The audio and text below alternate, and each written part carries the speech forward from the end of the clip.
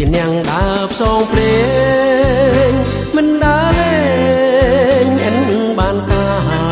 រដើរស្វាស្វែងរកភរិយា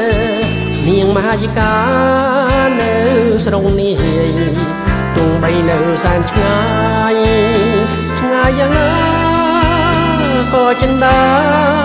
ក៏ស៊ូមិនលែងមនាលលោកឈ្មោលញីអើយនាងគៀងកាយចិត្តប្រឡាញ់បាញ់ជើងខ្ញុំឲ្យចំបែងតែម្នាក់ឯងគង់មានថ្ងៃបណ្ដាមហាយិកាស្រីមកបញ្ជឿឲ្យនាងភ្លឺវិញមិនខានឡើយ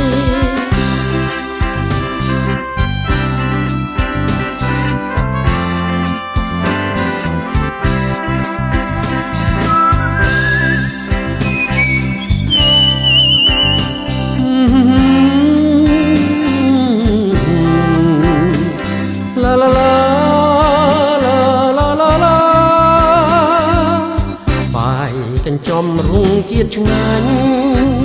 មិនកំណាញ់ចែកបាំងសេណែចាប់ស្រុកណែចាប់ព្រៃ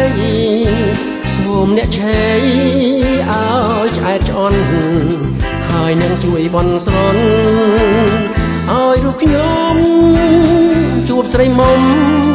ដូចក្តីប្រាថ្នា